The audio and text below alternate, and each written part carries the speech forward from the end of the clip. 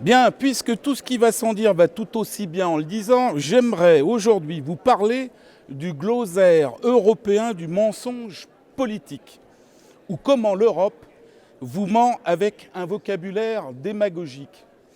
Expression connue et reconnue par tout le monde, les réformes structurelles du Parlement européen.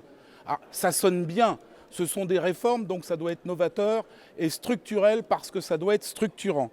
Eh bien moi je vous dis la vérité, réforme structurelle pour le Parlement européen, ça veut dire mesures d'austérité. Lesquelles mesures se sont imposées en Grèce, en Espagne, au Portugal, au détriment des nationaux. Deuxième formule, très belle, celle de harmonisation.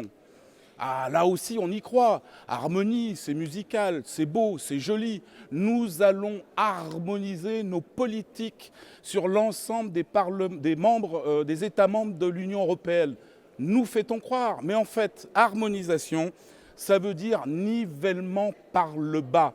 Car comment voulez-vous qu'ils harmonisent, par exemple, ne serait-ce que les salaires français avec les salaires des Roumains? C'est impossible. On va faire en sorte de baisser les salaires des Français pour se mettre au niveau des Roumains. Une autre expression très belle, la flexi-sécurité. Ah, on a l'impression que c'est flexible et qu'en même temps c'est sécurisant. C'est un petit peu comme Monsieur Duss, le planté de bâton, flexion, extension. Eh bien, flexi-sécurité, qu'est-ce que ça veut dire? Ça veut dire précarisation du travail. Ça veut dire que vous n'êtes plus à 35 ou 39 heures. Ça veut dire qu'on peut vous faire travailler 10 heures, 15 heures, un jour sur deux, ou pourquoi pas, le lundi soir, on vous dit demain, tu auras peut-être du boulot, ou reviens jeudi. Voilà ce que veut dire la flexi-sécurité de l'Union européenne. Une autre belle formule, la mobilité de l'emploi. Alors là, on croit rêver. Grâce à la mobilité de l'emploi, on peut choisir son employeur dans n'importe quel État membre. Un petit peu le club Méditerranée.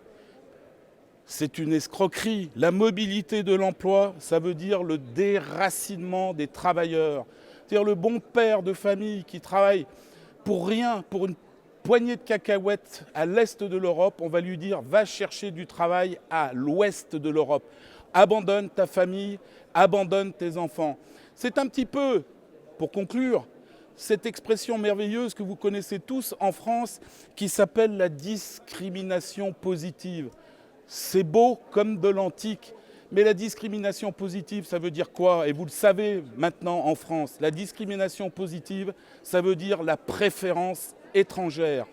Alors soyez vigilants, parce que tous ces mots qu'utilise l'Europe, on les retrouve dans la bouche des politiques français qui ne font qu'un copier-coller, qui sont aux ordres du Parlement européen.